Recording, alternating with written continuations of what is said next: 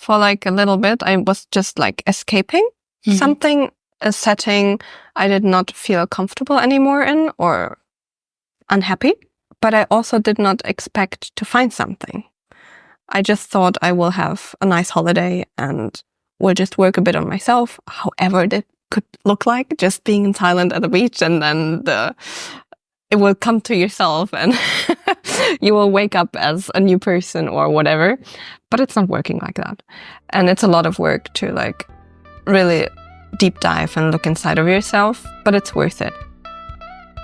Welcome back to One Words, the podcast that inspires solo and long-term travelers to explore the world on their own terms. I'm your host Anja, and today I'm joined by Robin, a solo traveler whose journey is all about self-discovery and redefining life through travel. Robin began solo traveling after a breakup in 2023, leaving behind van life with her partner and setting off on her own. For her, travel is about disconnecting from who she's not and embracing freedom. A trip to Thailand shifted her mindset from nothing holds me up to nothing is holding me back. In this episode, we explore big questions. Are solo travelers running away or finding themselves?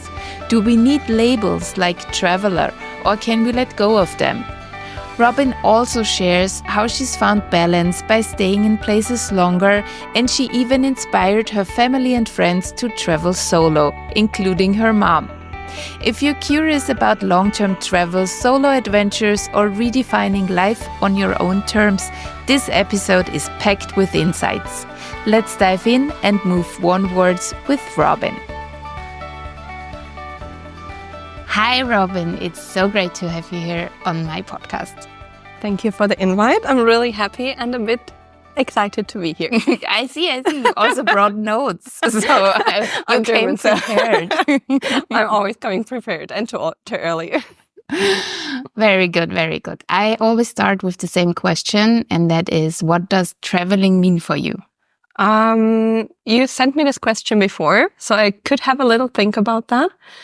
And I would say traveling, especially solo traveling, means for me connecting and disconnecting. So for me, it was definitely the experience of connecting with myself and disconnecting from almost everything else and everyone else for a certain time. And also disconnecting from the things I am not. Okay. Which was really like an important thing for me at some point when I started solo traveling. Mm-hmm. When did you start? Solo traveling started for me around April 2023. I came directly like out of a long-term relationship, so I've never solo traveled before, always just in a relationship with my former partner. So yeah, 1.5 years now of experience of solo traveling, and I did it like continuously. So I did not stop. I traveled full time since. Okay, so can I imagine that you became a digital nomad? Yes, I was working remotely already before. So I started to work full time remotely in, let me have a think. It was January 2022 when I became a digital nomad, so full time remotely. And I traveled with my former partner with a camper van in Europe. And then the solo travel started in April 2023. So 1.5 years now. Okay. You said before solo traveling is a form of disconnection for you as well. So may I ask what you disconnected from? That's a good question.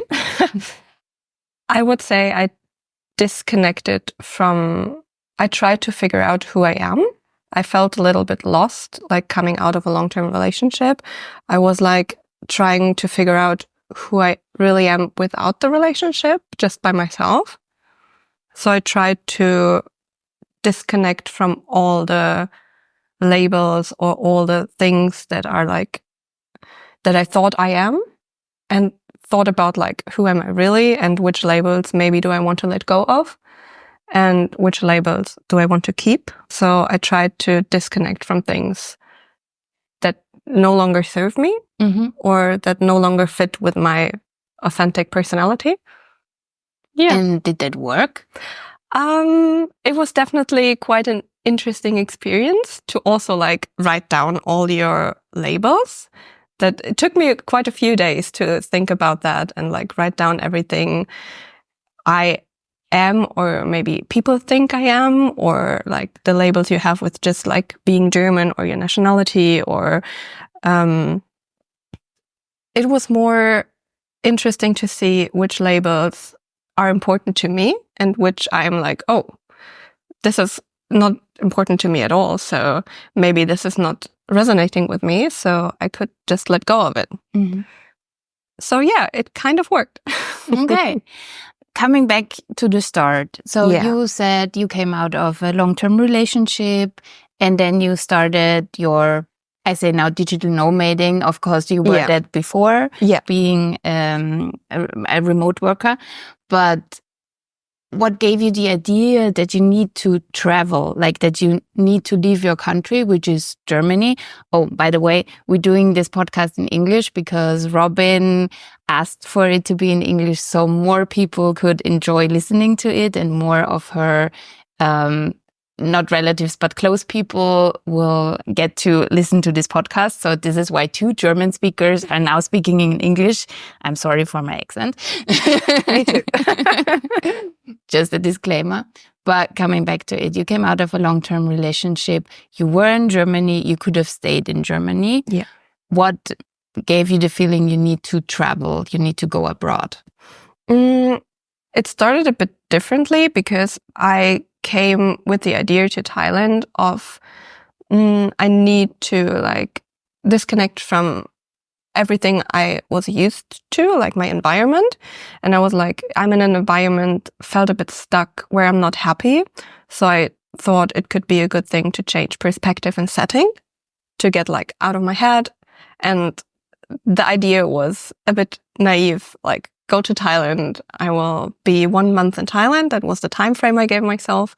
I will heal. I will overcome my heartbreak, and then I will come back to Germany and I will build myself like a new setting. I was searching for a new purpose in life. I was searching for a new flat, thought about like where to live in Germany when I'm coming back, because there was nothing was holding me. Mm-hmm. So I was like, I can start new in 1 month when I'm coming back. Mm-hmm. So I traveled to Thailand and everything changed here then. So I definitely changed the perspective, and this was like a big learning for me. When I came here, I had the feeling of nothing is holding me back in like a way that made me feel sad. And there's nothing that like holds me. Mm-hmm. But then I changed the perspective to, actually nothing is holding me back. I can actually do whatever I want. And I needed to learn to give myself permission of like taking responsibility for my own life, and also permission to be happy just by myself. Mm-hmm. But I relearned that over time. And after, I think 2 weeks on this island, I was like, okay, this is exactly what I want. And I can't see myself going back in like 2 weeks. So I extended for another month. And I was like, oh, I will just give myself another month. And after that, I was like, I extend for another month. So I was like, okay, I can't keep extending. I want to make a decision. Mm-hmm. So I thought, I'm really happy, and whatever makes me happy does not have to make sense for anyone else. And I don't need permission from anyone else. So I made the decision the first time in my life, completely by myself, I want to come back to Thailand for longer, or to Asia, and just enjoy what I have here, because it makes me really happy. So I made the decision without telling my friends, without telling my family. I just made it by myself. And that was a big step for me. Mm-hmm. And I really enjoyed that I did that. And I was really proud of myself.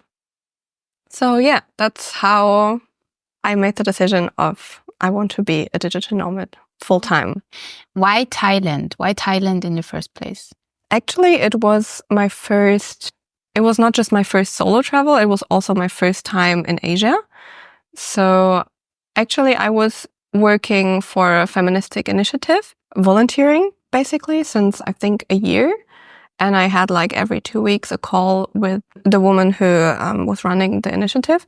And she was here on Koh Mak in Thailand. And she was telling me about the island and showing me pictures and was like, oh, here's also a great community. And here's like also digital nomads and it's inspiring. And I was like, okay, nothing is holding me back. This is exactly what I need. This is exactly what I maybe want. So I booked a one-way ticket. It's interesting that I booked a one-way ticket because I gave myself like 1 month, but I booked just a one-way ticket. So maybe it was already like inside of me, the knowing of maybe it's not enough. But yeah, that's how it came to be Thailand and turned out to be Koh Mak. And I really fell in love and had an instant feeling of being home, which is really nice. And I still have it when I'm coming back. Yeah, the places you go first, like being on a journey like this, which is also a journey, an inside journey, not also an outside journey. The first place you go or where you feel safe or a little bit of home, these are the places you will always come back. For me, it's Bangkok. Oh, okay. Because when I started, I went to India. Yeah. Like a similar situation, not a breakup, but a death in the family. Okay. But I went to India and I liked it, but I wasn't that safe. And then my first flight was into Bangkok and I immediately felt, oh my God, it's like more civilized, more relief. Relax now. Okay. You're safe. So every time I come back or I land in Bangkok, I get the same feeling. Okay, that's really cool. Yeah, it's not a city where I would like spend months and months and months because it's a city and it's busy. But yes, I get the feeling in Bangkok. So I understand that. And also Thailand, of course, because it's also easy. It makes it easy to be. Yeah. And I think also the freedom, the privilege we have, having the money we have, and the luxury that gives you in Southeast Asia definitely also helps a lot. Yeah. And for me, it's also when I'm coming back to Koh Mak, it's also the smell. It's like, it's a specific smell. I think it's just in rainy season because it's like one flower, but I was here during rainy season the first time. So when I come back in rainy season, I have immediately this like smell of this flower and it instantly clicks and feels like home. So nice. I really get that. We need to bottle that smell up. Like, what flower and I'll take it with me. Home by Robin. Okay, yeah, I can see that. Yeah, why not? Business idea. But coming back to your travels, since then you traveled a lot. Also in Southeast Asia, in Thailand, you went to Vietnam. What do you think, like from these experiences, what makes Thailand for you unique? Or what is Thailand compared to Germany, compared to Vietnam? I would say Thailand for me is definitely how friendly and kind the people are, like the locals. It's not this feeling of, I had it in Indonesia. When I was in Indonesia, the people were so friendly, especially like in restaurants, the waitress. But I had the feeling of, it's not real. It's too much. At least it was too much for me. I get that they get told they should do it like that, and that's completely fine. But I did not feel that it comes like from the heart. It was more like, you have to do it that way. And it was a bit too much for me. And then Thailand, I really have the feeling, even if I'm just in Bangkok in a 7-Eleven and have a quick chat with the person who's cashiering, it's like they're so friendly. And I really enjoy like having chats also with the locals. And definitely the cuisine, I really enjoy that. And Thailand for me is definitely beaches. The beaches are beautiful. The sunsets are beautiful. And I actually thought I will probably have that all over Asia. But Vietnam, the beaches are not as nice as in Thailand. But therefore, Vietnam has different things to offer. Also the cuisine, really different, really nice. But Vietnam was for me more like, I had a different experience. And also the people are really nice. I can't say anything bad about that. But I came from this like remote island, from rainy season, having like not a lot of people around me or limited things to do. Let's say that. Limited options of like doing things. And then I came to Vietnam just for a visa run.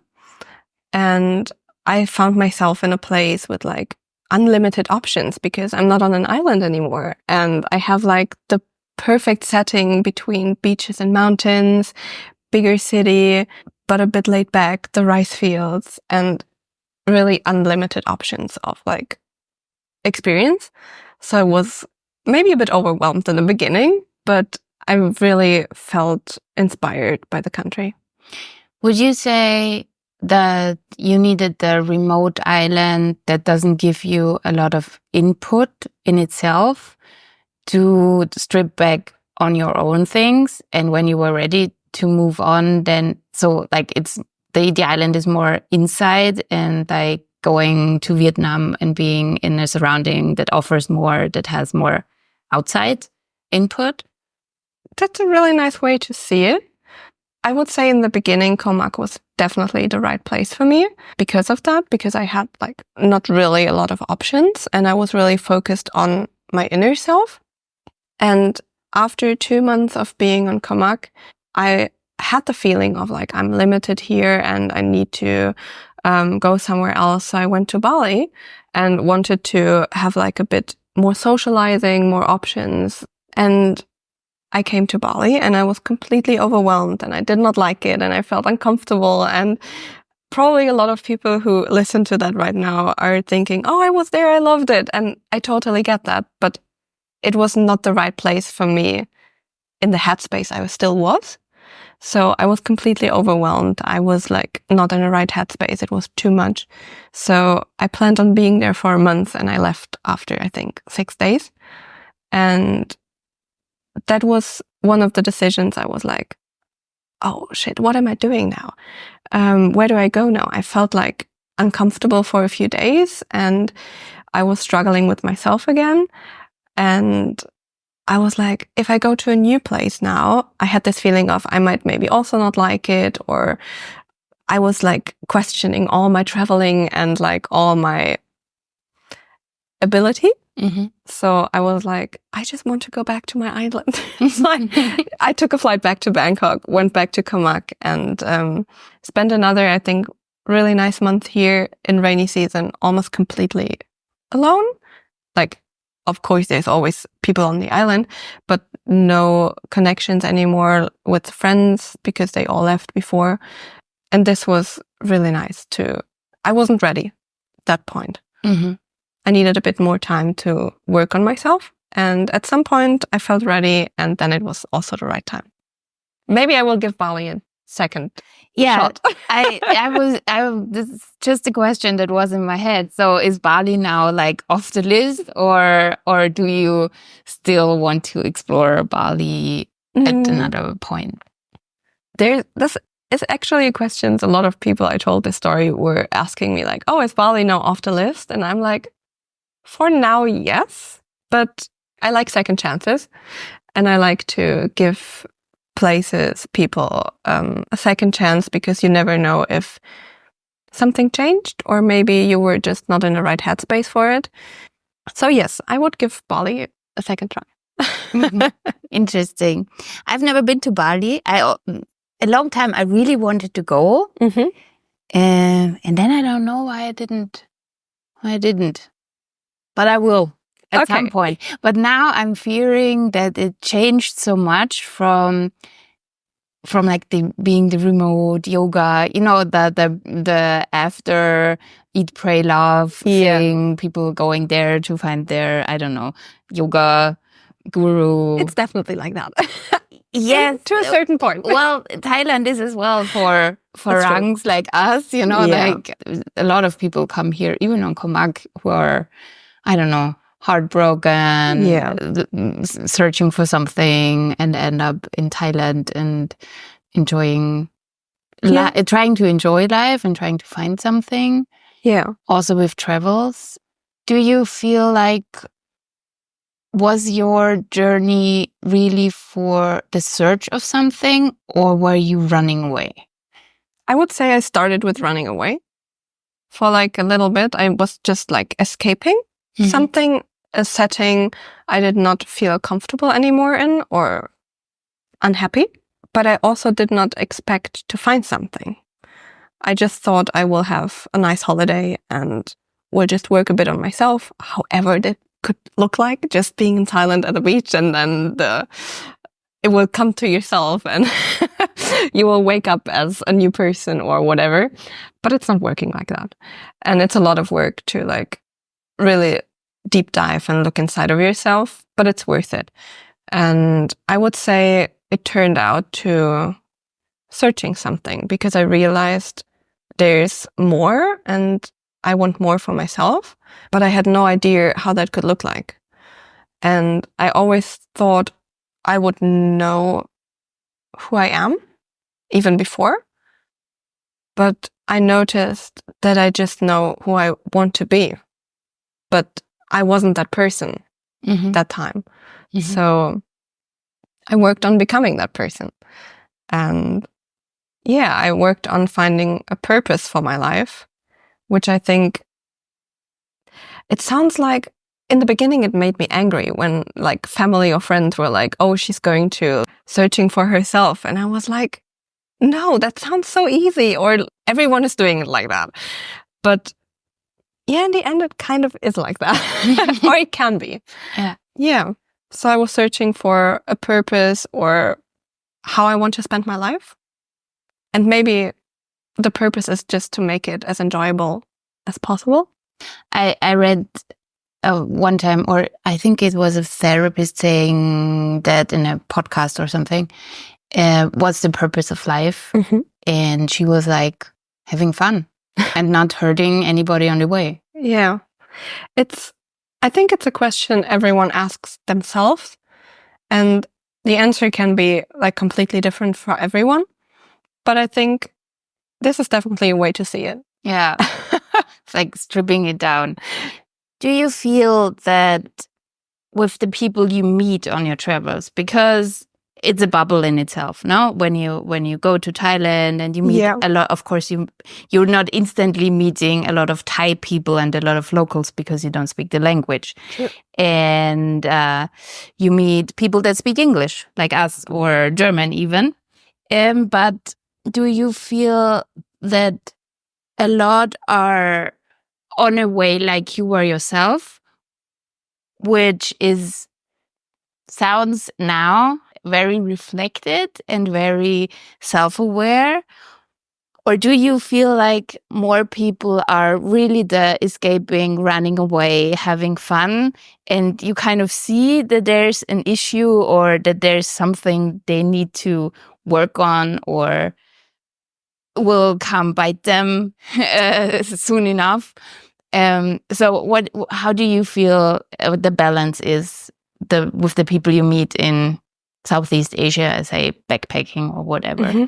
I would say most of the people I met who are traveling solo and not working remotely, like they're not digital nomads, they're just like backpacking, or I would say it's like a good mixture out of people who are just really young and coming out of school, or just want to explore, or just doing like a world travel or Southeast Asia travel thing, which is really cool. I would have never done that in that age. Like sometimes I talk with people who are like in their early 20s or even like 18, 19. I'm like, you're so brave. I would have never done that in that age.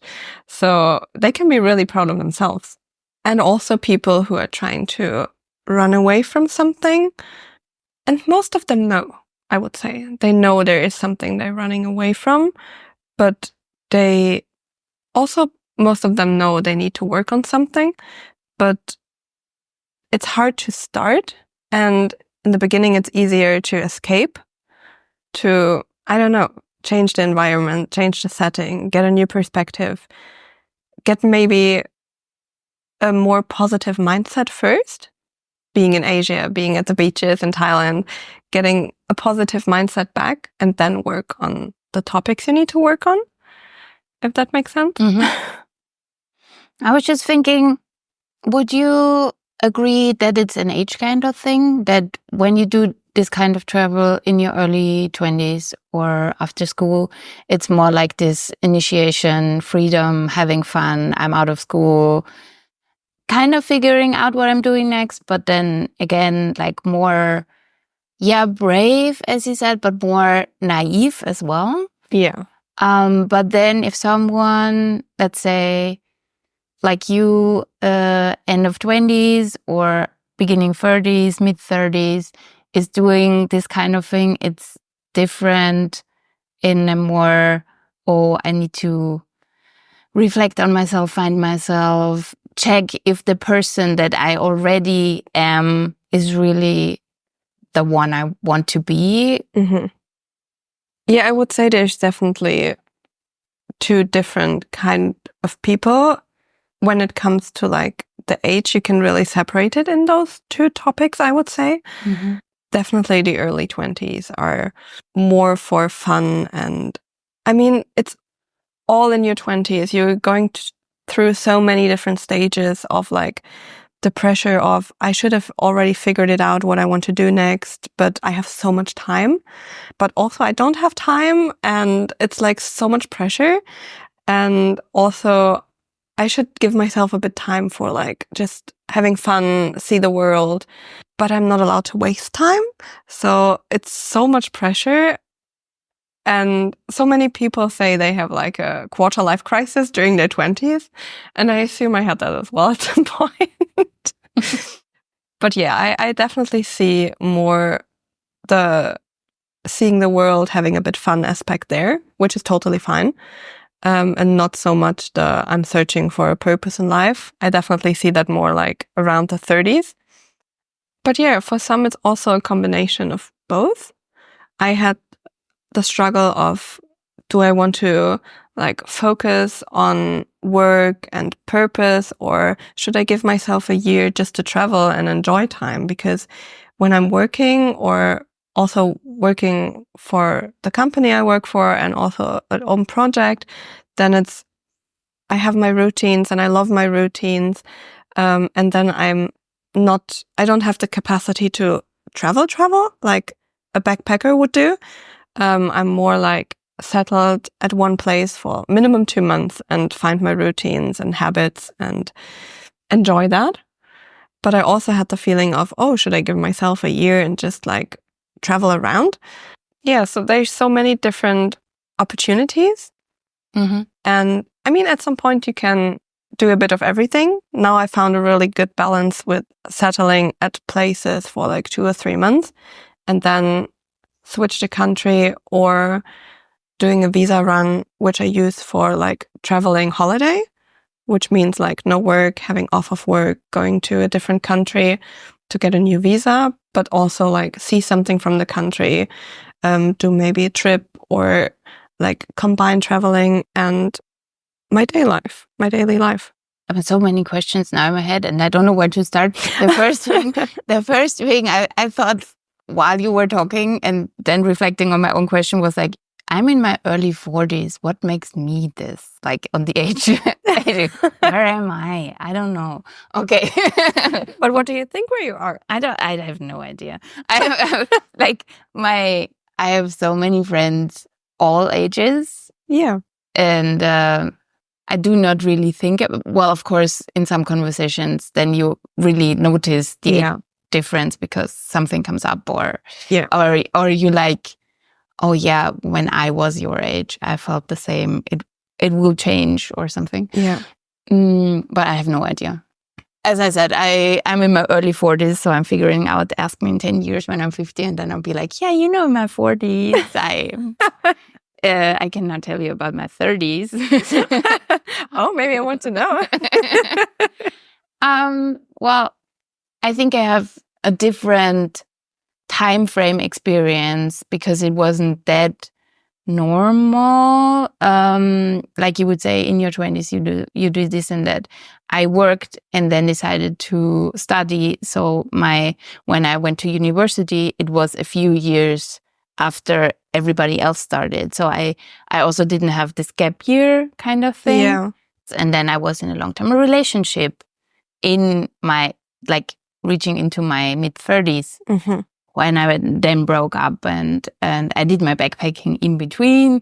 So it all is kind You of... just shifted it a bit. Yeah, it's just like, I don't fit into that categories, I think. We don't need to. Yeah. When you look back now, is there something in your travels, like speaking of your travels, how it came to be and doing the solo travel, is there something you would have done differently? Ooh. Yes. I mean, I'm a huge fan of saying I would have not done anything differently because everything brought me to where I am now. But I would say when I made the decision of I want to stay longer in Asia, I felt so connected to this island that I said I want to stay long term on this island. So I already booked an apartment here for 10 months, I think, or 9 months. And then I came here and I still loved it. But it was the first time I experienced high season here. And I did not really like that. So for a certain time, it was nice. But then I thought, I need something different. And it was time for a visa run. So I was like, that's a great opportunity to leave the island for something different. And I had a really good friend in Vietnam. And she was like, oh, please come and visit me. Do your visa run here. It's amazing. So I went there. And I fell in love with Hoi An in Vietnam. And it was just the perfect place for me during that time because I came from an island where it was high season and it was a lot of tourists and people stay just maybe for a few days and they party a lot, which is totally fine because they're on holiday. But I'm not. And I got into the feeling of I'm doing more holiday at the moment than being in my routines. And I did not really like that. Or after a time, I felt like I want to go back to my routines. I want to focus more. And it was just not possible for me at the moment here. And in Vietnam, I joined a co-working space and they were all those people also working on their projects. And it was so inspiring for me. And also to have, again, one or two really, really close friends I could see and spend every single day with.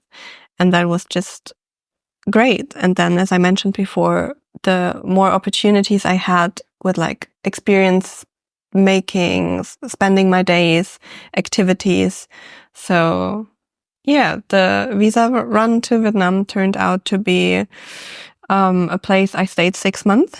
And yeah, I would have not booked a place again for longer than maybe 2 months in advance. So I can still settle, but still decide kind of spontaneously if I want something new. Or sometimes just things change and you're like, oh, I thought I want to stay here for longer, but things changed and now I want to do something else and give myself the freedom to decide spontaneous. But then again, I think with the story you told, coming out of a very long-term relationship, so a very stable environment for years and years and years, going to a book for 9 months is already a short amount of time compared these two.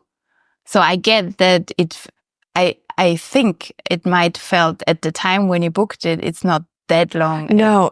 It's not that long amount of time. I'm not getting a contract, that's a lease or something. Yeah, that's true. When you say it like that, it was really also when I told my friends and family in Germany, they were like, oh, you already booked it for 9 months. And I was like, oh yeah, I was there now 3 months and it was amazing. So why not? Mm-hmm. So yeah, I did not feel that it could be a wrong decision. And there are not a lot of wrong decisions. It was just you would have done that differently. Yeah. Is there something you would, because I feel like a lot of people are in similar situations when they decide to start solo travel. Because if it's a new thing and it's not like with me early on thing to be like, oh, I travel, I don't care alone or not. If it's like a decision you make in your 20s or 30s, there's something that puts you to it, because why would you change if there isn't like an incident that makes you change? Yeah. So what would you recommend those persons being in okay, I now start to solo travel or doing a longer period of time abroad? It depends a bit on the experience they had before, but I would definitely always, if it should be like Asia, for example, I would always recommend to go for a place first, like Thailand, which is like, especially for female travelers, solo travelers, like a really safe environment. So being in a place I feel safe and comfortable gives you a good start. So you can stay a bit and get the feeling of, oh, what is important? How do I feel?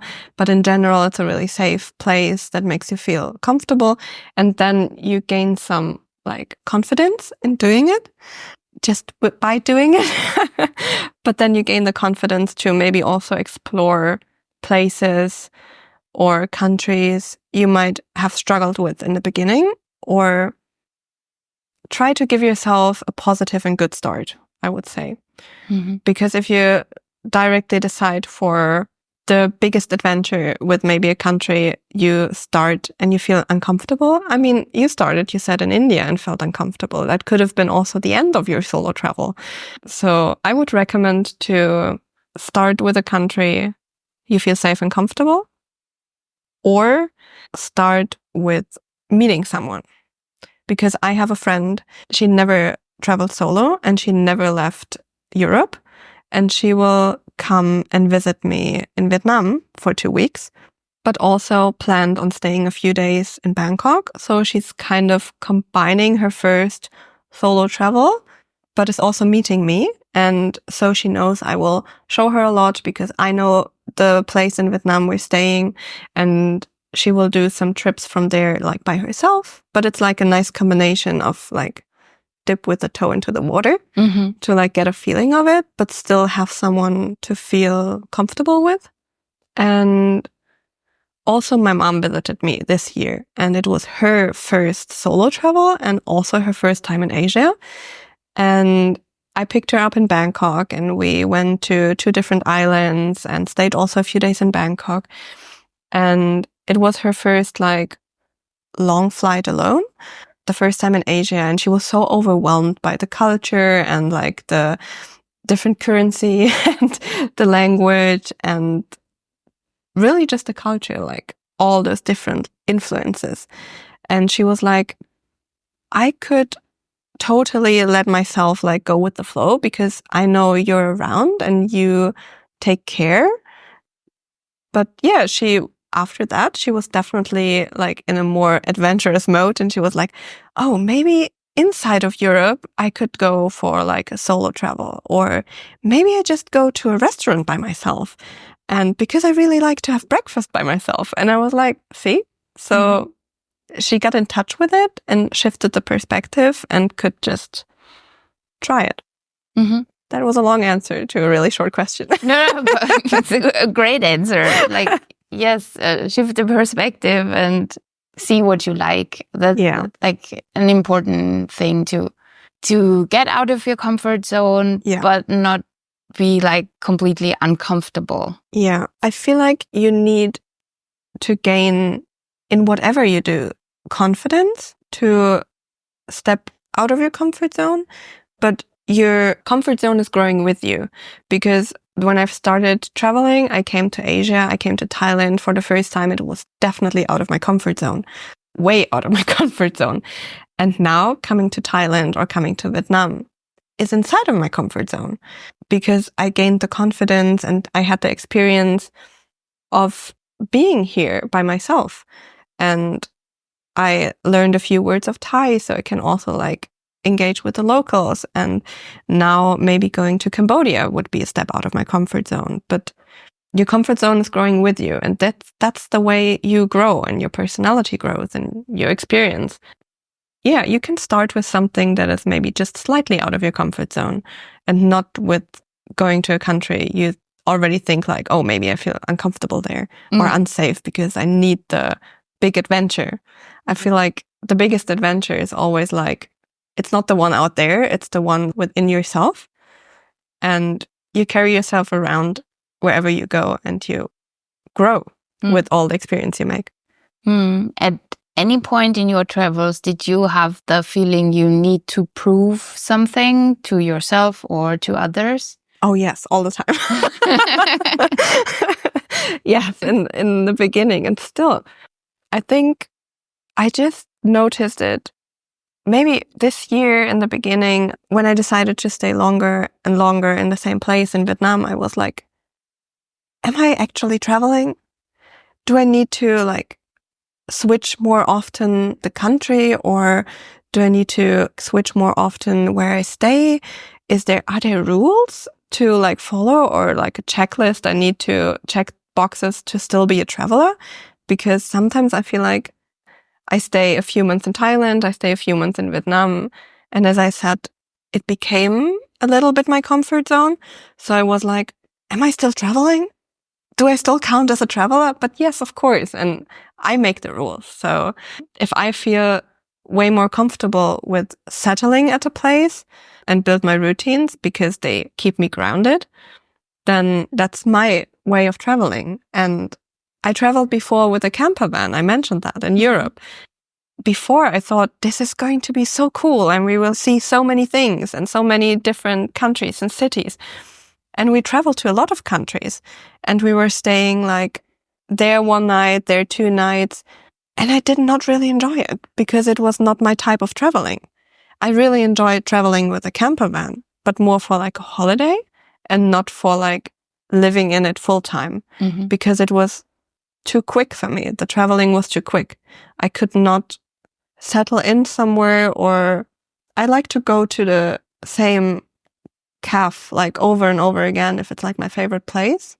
That's always one of the things I need to do, like figure out in the first week when I'm at a new place, like find my favorite cafe because that's the place where I go like every single morning, have like my coffee, start my day with some work, and I get to know the owners or people who are also coming more often there. And it's the nicest feeling of like, you don't need to order because they already bring you because you're there every day. And yeah, I like my routines, and I totally forgot the question you asked. I think you answered it, but Okay. to be honest, I don't know either. What did I say? Something or other with solo travel, I guess. Yeah, so that was my answer. I also want to be someone who goes to a cafe and they already know my order. Yeah. But then, of course, people know me, but every day I order something different, or not every day, but every other day. Yeah. So I will never get to that point. Yeah, maybe I'm sticking too much to my habits. No, it's totally fine. But it's like, I always wanted to be like this person, but I'm not. You don't have to. And this is also the point I was thinking with your answer before to the question we don't know anymore. Do you need to be a traveler? So do you need the label? No, I guess I don't need it. The thing is, labels become a part of you, I guess. Yeah, it was definitely something that is like resonating with me and something I am proud of, like to be a traveler and to like be brave and strong and independent to do that. And that is a thing that I created for myself, which I'm also proud of. So it's one of the labels I would write down as important for me. But I also think we don't need labels. So for someone who says like, this is just nothing that is important for me, or I don't want to like fit in a box, or I don't want to have labels at all, that's totally fine. But if I would think of labels that are important to me, being a traveler would definitely be one. And that can look for everyone completely different. Are you planning already? Because now it's like Asia, Southeast Asia, Europe. Yeah. Are you planning on different locations in the future, like Australia, the Americas, Antarctica? I don't know. I would be really interested in Antarctica, to be honest. I'm quite curious why I ended up in Asia, because would say I'm more like a winter person. I'm more like a cold, like I enjoy the cold. Australia was never on my list because of the huge spiders. Oh, yeah. There was something. But I'm definitely planning on seeing more in Europe still. I'm still curious about Europe, but I'm also really interested in Nepal, some more of the Asian countries like Japan, the Philippines, Laos. But definitely on my list, maybe for next year or the year after, is South America, Peru, Argentina, Chile. Really interesting. Costa Rica. Mhm. I would also like to spend some time in Mexico. So, yeah, there's a few things to still discover. It never gets boring.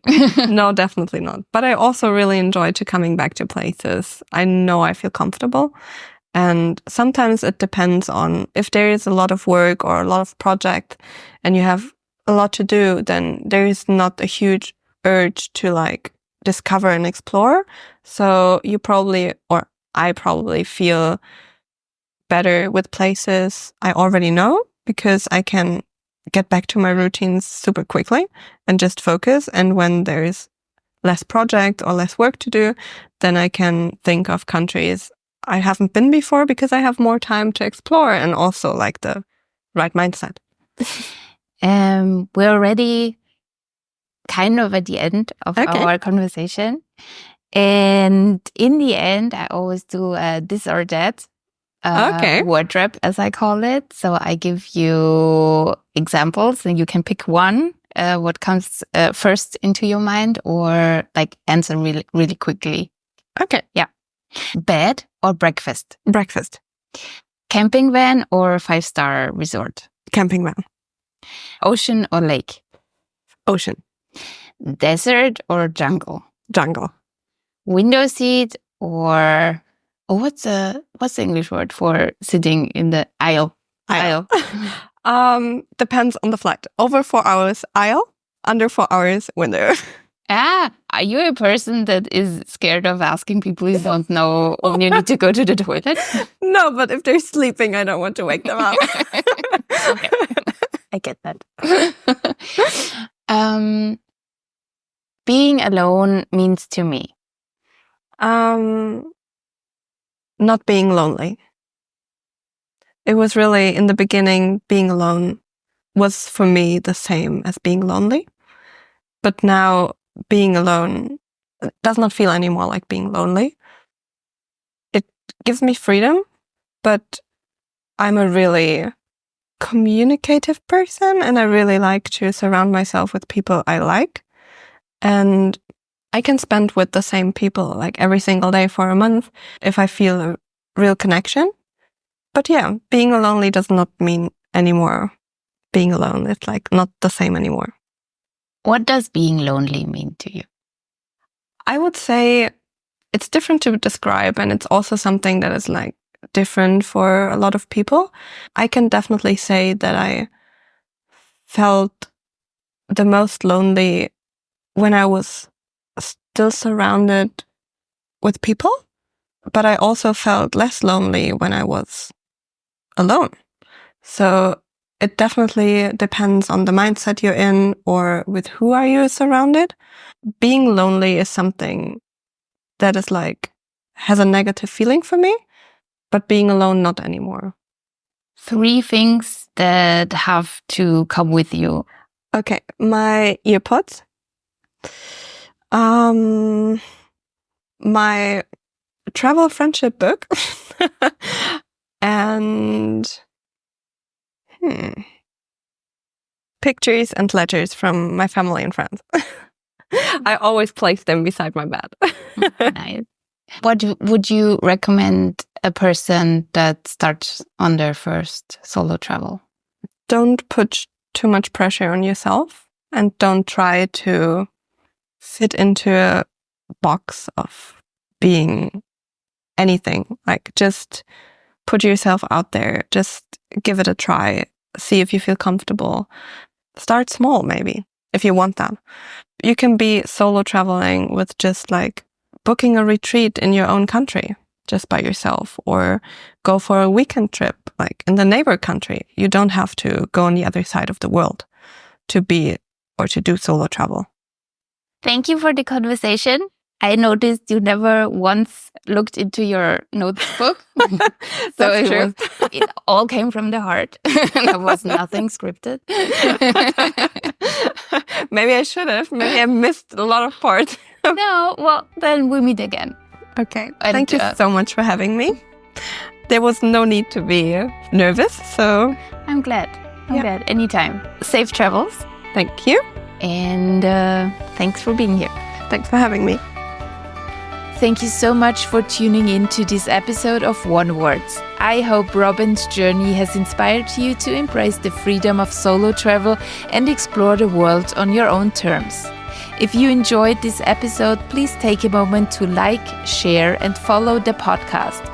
It helps reaching more amazing solo travelers like you. And don't forget to leave a review or share your thoughts. I'd love to hear how this episode resonated with you. All links for my socials and email you will find, of course, in the show notes. Until next time, keep moving onwards and making your journey as incredible as you are. And don't forget, don't just listen to us, go find out.